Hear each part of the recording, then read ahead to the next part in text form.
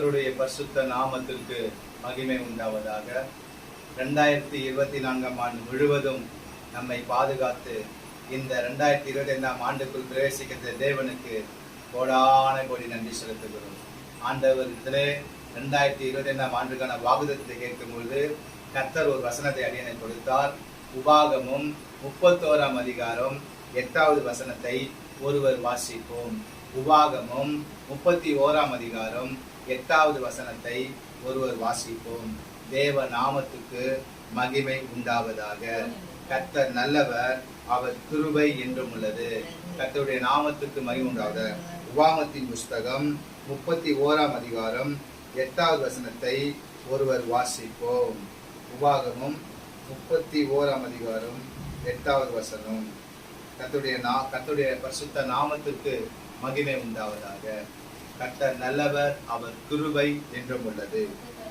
உபாகமத்தின் புஸ்தகம் 31 அதிகாரம் 8வது வசனத்தை ஒருவர் வாசிப்போம். கர்த்தர் தாமே உனக்கு முன்பாக போகிறவர், அவர் உன்னோடு கூட இருப்பார், அவர் உன்னை விட்டு விலகுவதும் இல்லை, உன்னை கைவிடுவதும் இல்லை, நீ பயப்படவும் கலங்கவும் வேண்டாம் என்றான். போதும். அல்லேலூயா சொல்லுவோமே. கர்த்தருடைய நாமத்துக்கு மகிமை உண்டாட்டும்.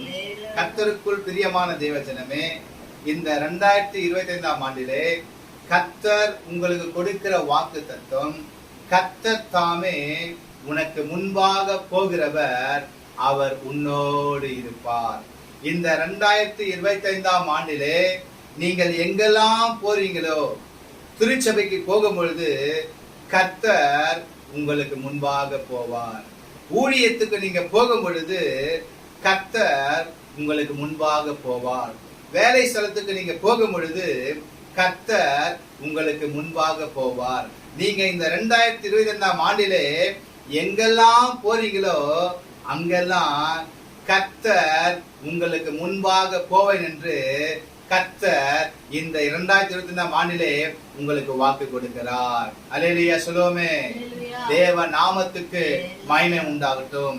முன்பாக போகிற கர்த்தர் என்ன செய்ய போகிறார் என்று பார்ப்போமானால், உனக்கு முன்பாக போகிற கர்த்தர் இந்த 2025 ஆண்டிலே உங்களை வெற்றி சிறக்க பண்ணுவார். எதிலே கர்த்தர் வெற்றி சிறக்க பண்ணுவார்? உங்களுடைய ஆவிக்குரிய வாழ்க்கையிலே உங்களை வெற்றி சிறக்க பண்ணுவார். உங்களுடைய குடும்ப வாழ்க்கையிலே வெற்றி சிறக்க பண்ணுவார். ஊழியத்திலே உங்களை வெற்றி சிறக்க பண்ணுவார். உங்களுடைய வேலை ஸ்தலத்திலே உங்களை வெற்றி சிறக்க பண்ணுவார்.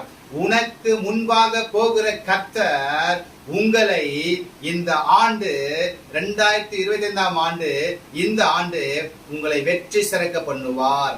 எல்லா காரியத்திலையும் கர்த்தர் உங்களை வெற்றி சிறக்க பண்ணுவார். ஒரு அல்லேலூயா சொல்லுவோமே, சத்தமா சொல்லுவோமே.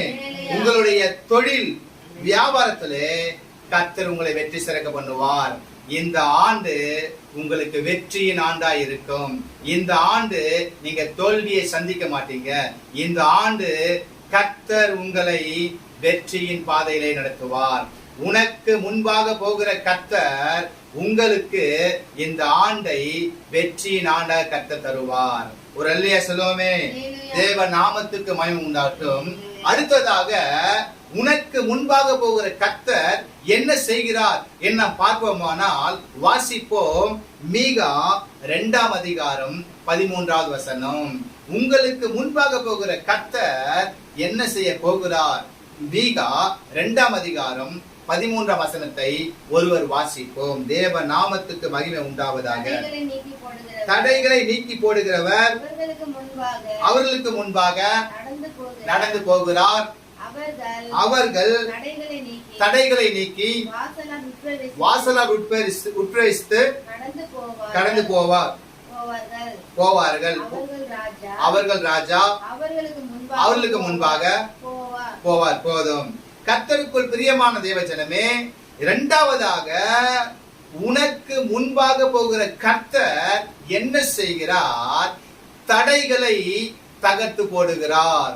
உங்க வாழ்க்கையில என்னென்ன தடைகளா இருக்குதோ எல்லா தடைகளையும் இந்த 2025 ஆண்டு கர்த்தர் தகர்த்து போடுவார். கர்த்தருக்குள் பிரியமான தேவஜனமே, தடைகளை தகர்த்து போடுகிற தேவன் இஸ்ரவேல் ஜனங்கள் வாழ்க்கையிலே செய்த காரியத்தை நாம் பார்ப்போமானால், இஸ்ரவேல் ஜனங்கள் கானான் தேசத்தை சுதந்திரித்துக் கொள்ள முடியாதபடி முதல் தடை பார்வோன் என்கிறதான முதல் தடை. அந்த ராஜா தான் முதல் தடையாக இருந்தான்.